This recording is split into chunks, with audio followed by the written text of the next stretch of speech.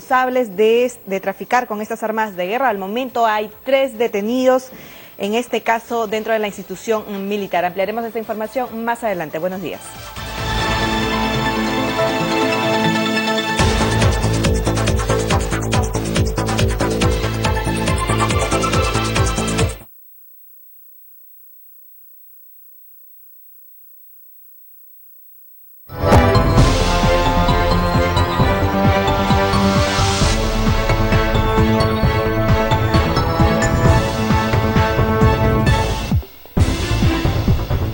Continuamos con la información en Enfoque Mundial. Vamos a contarles que la canciller de México ha viajado a Egipto junto a médicos de la Secretaría de Salud y familiares de las víctimas que fueron atacadas por las fuerzas de seguridad egipcias mientras recorrían el desierto occidental como turistas. La información es de Russia Today.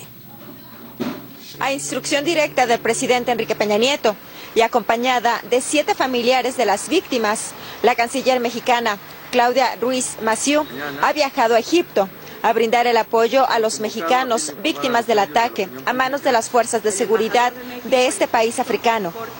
Antes de emprender el viaje, la secretaria de Relaciones Exteriores informó que tienen copia de la lista de la agencia de viajes que guiaba al grupo de turistas mexicanos y que en ella aparecen 14 connacionales. Con información brindada por la Embajada Mexicana en El Cairo, ha confirmado que hay 6 mexicanos heridos y estables, 2 fallecidos y 6 ciudadanos mexicanos desaparecidos. Esta es parte del mensaje que la canciller mexicana dio desde el hangar presidencial. Los objetivos de este viaje son, en primer término, acompañar a los familiares en su dolor y brindar todo el respaldo que requieran al tiempo de exigir justicia y lograr una pronta repatriación. En segundo lugar, dialogar con las más altas autoridades del país y obtener de primera mano la información que permita aclarar las circunstancias de este deplorable acontecimiento que ha costado la vida de inocentes turistas mexicanos.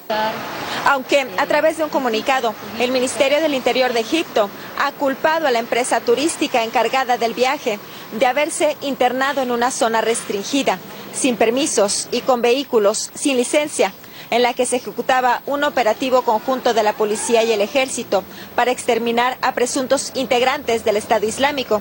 Uno de los guías de los turistas ha contradicho esta versión oficial, afirmando que tenían permiso de la policía turística para realizar este viaje y que habían levantado la prohibición de la zona en la que fueron atacados.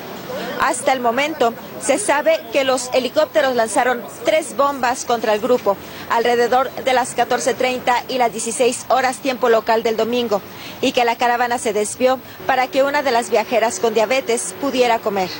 Por ahora, la exigencia del gobierno mexicano se mantiene en tener una respuesta clara a lo acontecido, con una investigación exhaustiva que permita deslindar responsabilidades.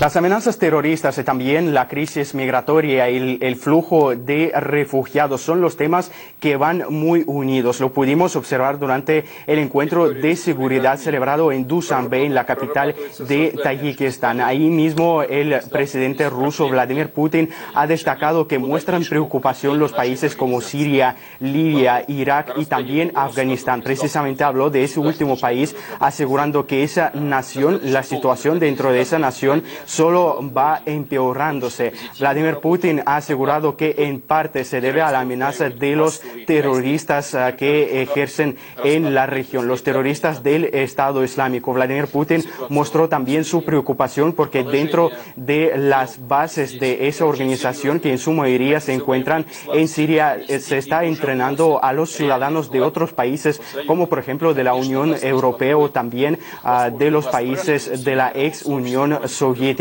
Y asimismo Vladimir Putin ha destacado que habrá una mayor preocupación cuando estos ciudadanos vuelvan a sus respectivas naciones. También el presidente ruso Vladimir Putin ha destacado que para quitar ese problema a raíz hay que ayudar al gobierno de Siria a expulsar a los terroristas de su territorio. Esto es lo que hace precisamente Rusia. Escuchemos. Apoyamos al gobierno de Siria en su lucha contra la agresión terrorista. Proporcionamos y seguiremos proporcionando la ayuda técnico-militar necesaria y llamamos a otros países a unirse a esta iniciativa. Actualmente vemos intentos de prácticamente echar la culpa a Rusia por el surgimiento de la crisis migratoria, como si el apoyo ruso al gobierno legítimo de Siria fuera su motivo. Me gustaría destacar que la gente huye de Siria sobre todo por las acciones impuestas desde el exterior y por las atrocidades de los radicales. Y si Rusia no apoyara a Siria, la situación en ese país sería aún peor que en Libia y el flujo de refugiados sería aún más grande. Vladimir Putin calificó de muy grave la situación que se está viviendo en Siria, la crisis política entre el gobierno del presidente legítimo Bashar al-Assad y su oposición. En ese contexto se recordó la postura de Moscú y es que para resolver esa crisis se debe dialogar, se debe participar, que participen todas las partes del conflicto como lo exigía Moscú desde el principio. Asimismo, Vladimir Putin ha subrayado que Bashar al-Assad está dispuesto a dejar a la oposición a participar en la gobernación del país. Escuchemos. El conocido como Estado Islámico controla grandes territorios de Irak y Siria. Los terroristas amenazan públicamente a la Meca, Medina y Jerusalén. Por supuesto, es necesario pensar también en cambios políticos en Siria. Sabemos que el presidente al-Assad está dispuesto a incorporar en la administración del Estado a las fuerzas válidas de la oposición. Pero en primer plano, sin duda, está la necesidad de unir esfuerzos en la lucha contra el terror. Concluyendo su intervención, Vladimir Putin reiteró una vez más que se debe quitar las ambiciones geopolíticas y unir sus esfuerzos para combatir el terrorismo, para combatir tales organizaciones como el Estado Islámico frente al Nusra, entre otros. Hola Elena, ¿cuáles son los aspectos más duros de esta nueva ley húngara? Hola Esther, sobre todo lo que tiene que ver con penalizar esta entrada de los refugiados por vía ilegal en Hungría. Serán penalizados con penas de prisión elevables hasta los 5 años. De entrar ilegalmente podrían ser condenados a 3 años, elevables a 5, en el caso de que salten la valla o que intenten dañar esa valla de 175 kilómetros de largo que separa Hungría de Serbia. También aumentan las penas para los traficantes. Los que así lo hagan pueden enfrentarse a una condena de hasta 20 años de prisión. Hungría no ha tardado ni un día en empezar a aplicar esta nueva normativa. Ya hay detenciones y la pregunta está en si esos primeros detenidos van a acabar en la cárcel por intentar pasar por esa frontera de manera ilegal. La televisión pública húngara ha preguntado a algunos juristas que tienen que ver con la aplicación de esa norma, que va a ser aplicada por 130 jueces, y han dicho que en un principio no, que en esas primeras sentencias lo que se va a hacer es expulsarlos del país y que si vuelven a cometer ese delito, intentar entrar de manera ilegal, sí que podrían acabar en la cárcel. Mientras, ¿qué sucede con todos aquellos que se han quedado en la frontera y que quieren entrar en Hungría? Pues tendrán que esperar en una llamada zona de tránsito de unos 60 metros de anchura, donde deben registrar sus peticiones de asilo. Unas peticiones que a partir de ahora van a ser registradas y van a ser vistas si se dan o no se dan en el periodo de tan solo unos días. Dicen que van a agilizar ese trámite. Sea como sea, allí la situación cada vez va más a peor. Se asegura que muchos de los refugiados que hay en esa zona han empezado una huelga de hambre, y mientras cientos gritan por favor que les dejen pasar, que les dejen cruzar esa frontera. Hungría sigue alegando que están ante una situación excepcional. Hablan de que en la jornada del lunes llegaron a interceptar más de 9.000 refugiados intentando pasar a Hungría, intentando pasar en esa frontera con Serbia, y ya han declarado incluso el estado de emergencia en 2 condados del sur, lo que supone otorgar mayores poderes a la policía y al ejército desplegados en esa zona.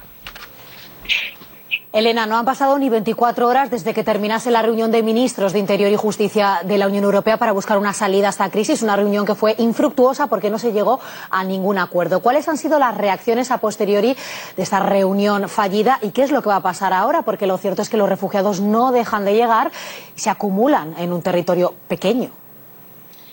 pues ya hay las primeras voces que abogan para que se llegue a un acuerdo sea como sea. Una de ellas ha sido la del ministro del Interior alemán, quien ha dicho que hay que presionar a esos países que están vetando esa cuota de refugiados, y ha dicho, en referencia a palabras que según él habría pronunciado el presidente de la Comisión Europea, Jean-Claude Juncker, que se les pueden quitar o presionar quitándoles los fondos estructurales a esos países. Escuchamos lo que ha dicho. En las negociaciones no ocurre nada respecto a aquellos países que rechazan la distribución. Por eso necesitamos hablar de un instrumento para ejercer presión. Son países que a menudo reciben muchos fondos estructurales de la Unión Europea. Por cierto, que la Comisión Europea ya ha dicho que de momento no hay base legal para hacerlo, que ellos de momento están por dar incentivos y no por sancionar. Otra de las propuestas es la que, por ejemplo, ha hecho el ministro de Exteriores luxemburgués, que aboga por que las decisiones sobre las cuotas de refugiados se adopten por mayoría de votos y no por consenso general. Habrá que esperar a esa reunión del 8 de octubre, aunque ya se pide desde la Comisión Europea que se celebre otra cumbre extraordinaria antes de que acabe este mes de septiembre. ¿Y todo esto después de qué? Pues después de más de 7 horas de reunión infructuosas, porque países como Hungría, Eslovaquia o la República Checa vetan sistemáticamente el reparto obligatorio de refugiados, ese establecimiento de un sistema de cuotas. Se quería que hubiese una reubicación de hasta 160.000 refugiados, esa era la propuesta del presidente de la Comisión Europea, y de momento solo va a haber reubicación de los primeros 40.000 solicitantes de asilo en Italia y en Grecia.